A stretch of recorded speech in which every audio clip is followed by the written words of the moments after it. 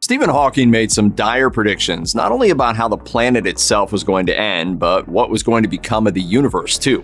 Spoiler, he predicted humankind was going to destroy itself long before the universe came to a screeching halt. Published just before his death in 2018, Stephen Hawking's last paper was all about what was going to happen to the universe. It was called A Smooth Exit from Eternal Inflation.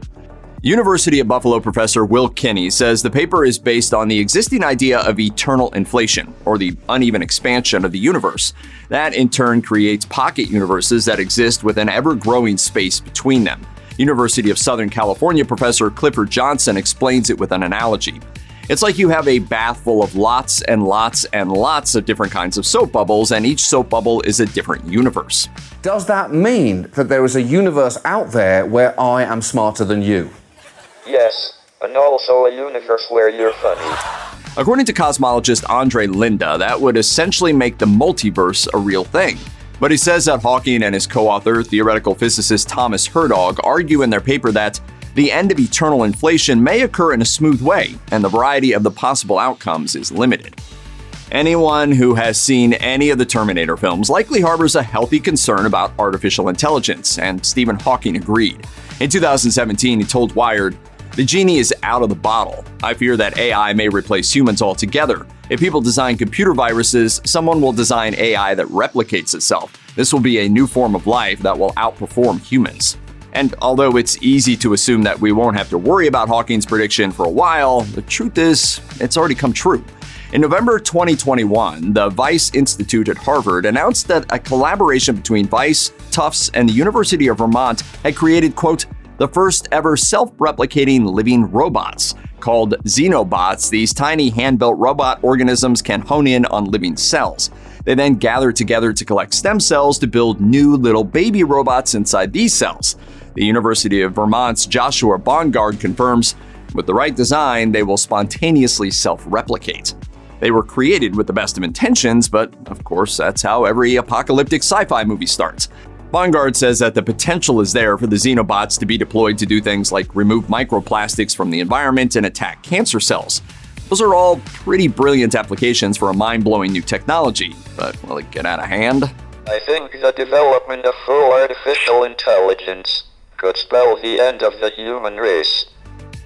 Stephen Hawking had some thoughts about America's decision to withdraw from the Paris Climate Agreement in 2017. He told the BBC, "We are close to the tipping point where global warming becomes irreversible. Trump's action could push the Earth over the brink to become like Venus, with a temperature of 250 degrees and raining sulfuric acid." That's a pretty dismal glimpse into the future, especially since humankind would probably be wiped out long before we see it.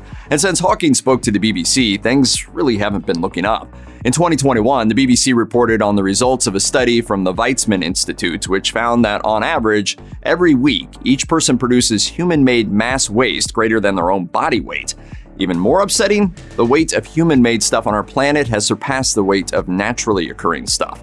In a Los Angeles Times piece looking ahead to 2022, they wrote that the best they were hoping for was, quote, a string of little victories. But in the face of a global pandemic, increasing greenhouse gases, record-setting wildfires and other natural disasters, and widespread misinformation, even little victories may be ambitious. Although we now live in a world where over 300 million people have died from COVID in the past couple of years, in 2017, Stephen Hawking warned that there were too many people on the planet. He told Wired, "Our Earth is becoming too small for us. Global population is increasing at an alarming rate, and we are in danger of self-destructing. We need to actively pursue an alternative way of living if the human race is to survive." In 2021, though, scientists are scratching their heads about the population of the future. Currently, there are a little under 8 billion people on the planet, while researchers from the United Nations suggest that there's going to be 11 billion by the end of our century. Other estimates say it's going to hover around the maximum of 9 billion. The Pew Research Center says falling fertility rates suggest that the population will essentially stop in its tracks. The idea of genetically engineered superhumans sounds a little far-fetched, but Stephen Hawking didn't think so. He even included a warning about this in his book Brief Answers to the Big Questions, which was published posthumously in 2018. In that book, he wrote, "I am sure that during this century, people will discover how to modify both intelligence and instincts such as aggression. Laws will probably be passed against genetic engineering with humans, but some people won't be able to resist the temptation to improve human characteristics, such as memory, resistance to disease, and length of life. Hawking saw the result of such genetic tinkering as a massive and dangerous division between genetically engineered people and what he called unimproved humans. But while he saw it happening before the end of the century, it's actually already happened. In late 2018, Chinese biophysicist He Zhankui announced that he had genetically engineered twin girls, who he claimed were born with a genetic immunity to HIV.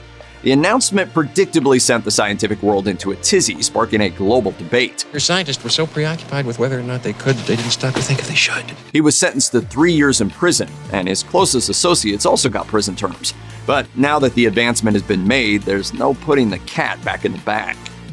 In 2016, Stephen Hawking gave the BBC's Reith Lectures where he called out genetically engineered viruses as a possible serious contender to end the human race.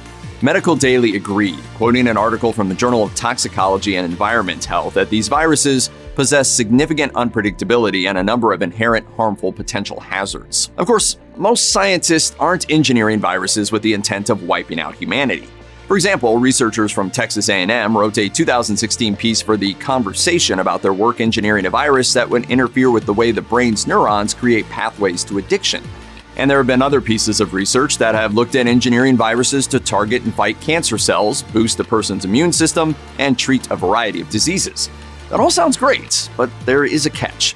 In 2020, Foreign Policy ran a terrifying piece on how easy it is to acquire the equipment needed to engineer viruses at home by simply ordering it online. They added, "One technology in particular makes it almost as easy to engineer life forms as it does to edit Microsoft Word documents." Stephen Hawking didn't live to see the COVID pandemic or the rampant distrust in the scientific community that came with it. If he had, he may have said something like, "I told you so." When he spoke to Wired way back in 2017, the world was already on an anti-science warpath. Explaining that people didn't trust it because they didn't understand it, Hawking said, "It seems as if we are now living in a time in which science and scientists are in danger of being held in low and decreasing esteem. This could have serious consequences."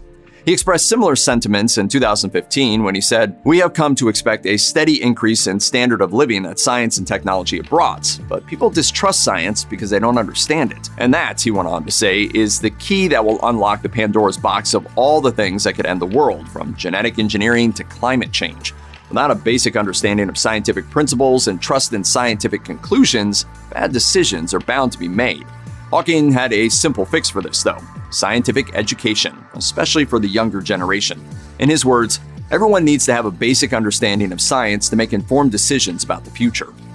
Well, it's nice to think that in the centuries to come, humans might look at the Earth, see its problems, and come together to fix them. That's not what Stephen Hawking saw happening. In fact, he wasn't particularly optimistic about the future of Earth at all. In 2016, he gave a lecture at Cambridge University where he was pretty straightforward about what he believed, saying, "I don't think we will survive another 1,000 years without escaping beyond our fragile planet." The following year, Hawking halved that amount of time and set his doomsday date to the year 2600. He was speaking at the 10-cent WE Summit when he said, "By the year 2600, the world's population would be standing shoulder to shoulder, and the electricity consumption would make the Earth glow red hot." But Hawking's timetable got even worse after that, dropping to just 100 years. His revised timeline came after the United States pulled out of the Paris Climate Agreement. He saw this as such a catastrophic decision that he suggested humankind needed to work on finding a new planet to live on as soon as possible, fearing we may have squeezed all the life out of this one. Fortunately, NASA is pitching regular missions to Mars starting in the 2030s. But while that might be enough to save some of humankind, it looks like the rest of us are going to be in for a bumpy ride. Check out one of our newest videos right here. Plus, even more messed up history videos about your favorite stuff are coming soon. Subscribe to our YouTube channel and hit the bell so you don't miss a single one.